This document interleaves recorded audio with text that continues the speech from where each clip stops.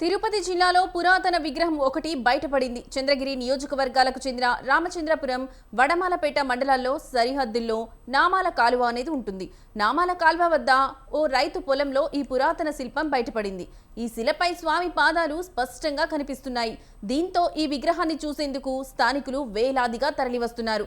శ్రీవారు స్నానమాచరించి నామాలు ధరించడం వల్లనే ఈ కాలువకు నామాల కాలువ అనే పేరు వచ్చినట్లు చరిత్రకారులు చెబుతారు.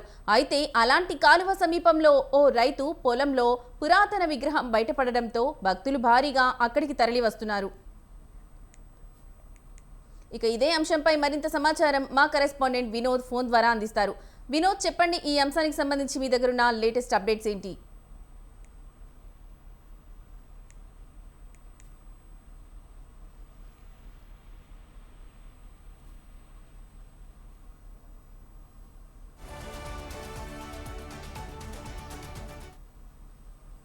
పురాతన విగ్రహం ఒకటి లభ్యమైంది. రోడ్డు విస్తరణ.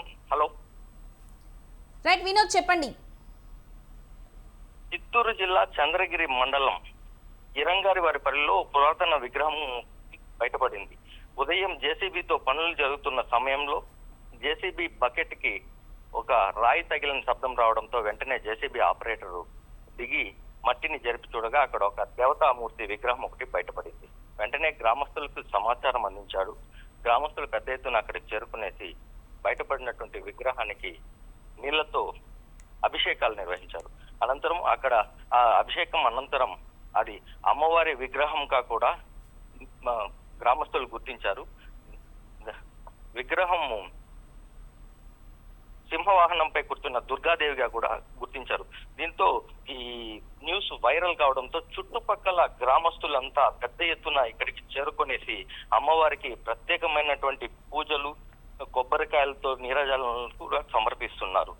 ఓవైపు భక్తుల రద్దీ ఇక్కడికి తాకిడి ఎక్కువ అవుతుండడంతో వెంటనే పోలీసు అధికారులు, రెవెన్యూ సిబ్బంది ఇక్కడికి చేరుకునేసి ఈ విగ్రహం ఇప్పటిదా లేక పురాతన విగ్రహం అనే కోణంలో కూడా విచారణ జరిపిస్తున్నారు. మొత్తం మీద గ్రామస్తులు చెప్తున్నది ఏమిటంటే, మా గ్రామ సరిహద్దుల్లో ఈ విగ్రహం దొరకడం శుభసూచకమని, ఈ విగ్రహంతో ఇక్కడే గుడి కట్టాలని చెప్పేసి కూడా గ్రామస్తులు డిమాండ్ చేస్తున్నారు.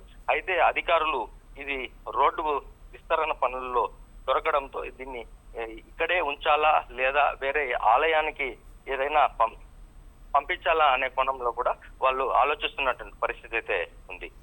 Right Vinod, thank you.